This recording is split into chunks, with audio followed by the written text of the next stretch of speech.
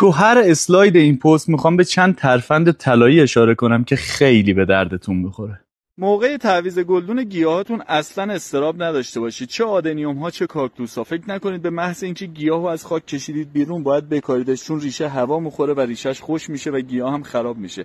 اصلا اینجوری نیست. این آدنیوم ها حدود 2 ماهه که بیرون از خاکن و هیچ مشکلی هم براشون پیش نیومده. نه نرم شدن، نه تلیدگی پیدا کردن، نه خراب شدن. فقط برگ روشون نیست که اونم اصلا مهم نیست. بعد از 1 هفته کاشتن داخل خاک یا 10 روز کاشتن داخل خاک گیاه شروع به فعالیت میکنه و شروع میکنه به برگ زدن.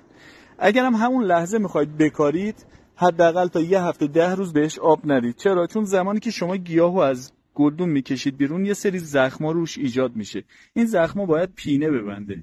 وقتی که پینه نبسته و شما میکاریدش داخل گلدون، چون ریشه گیاه در حال کار نیست، گیاه نمیتونه خودش رو ترمیم کنه و آب از اینجا نفوذ میکنه و باعث گندیدگی کل گیاهتون میشه. به خاطر همینه که گیاه شما بعد از تعویض گلدون خراب میشه. برای تلقی کردن گیاهانتون یا به زبان عامیانه گرده‌افشانی کردن، اگر زنبور توی مجموعتون ندارید از این قلموها استفاده کنید. من این قلمو رو زدم به یک گیاه دیگه روش پر گرد است. حالا میزنم به این گیاه و تمام. بعد از 2-3 روز گل‌های گیاه بسته میشن و گیاه اقدام میکنه به بستن کپسول بذر. اما چند نکته رو باید حتما توجه داشته باشید. اول اینکه باید هم خانواده باشن، یعنی خانواده آسترفیتوم‌ها به آسترفیتوم‌ها و خانواده سروسا به سروسا و خانواده ژمینوها به ژمینوها.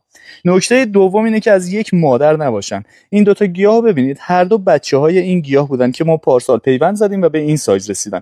اگر گرده این گیاهو با این گیاه تلقی بکنید به هیچ عنوان نمیتونید بذرشو بگیرید. حتما باید یکی از این گیاها رو با یک گیاه متفاوت مثل این یا مثل این یا مثل اون گرده افشانی کنید.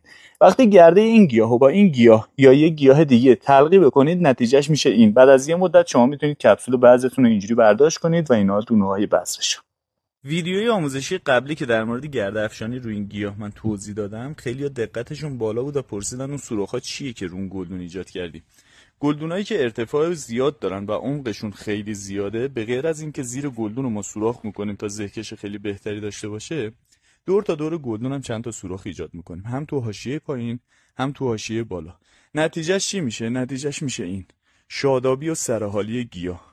کاملا گیاهتون سرحال و شاداب میشه. چرا؟ چون خاک گلدونتون زود خوش میشه، آب داخلش نمیمونه که لجن ببنده و باعث پوسیدگی ریشه بشه و در نتیجه رشد بهتری به گیاهتون میده. این روش رو گلدونای بزرگتون تست کنید، خیلی خوب جواب میده. خیلی خوبه گیاهمون که میفته توی رشد، حس خوبی بهمون میده. مخصوصا بالا رو ببینید، ردیف بالا رو کلا گیاه افتاده توی رشد. اما یه بدی داره: اگر اینو هرسش نکنید اصلا تراکم شاخه بهتون نمیده. این تراکم فقط به خاطر هرس مداومه. یعنی چی؟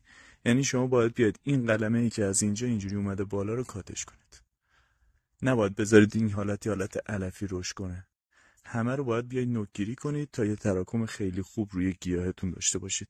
وگرنه شاخه‌ها آویزون میشه میاد پایین. یعنی اون شاخه‌ای که اون بالاست میاد بالا، بعد چون سنگین میشه میفته پایین و یه گیاه زشت دارید بعد از یه مدت.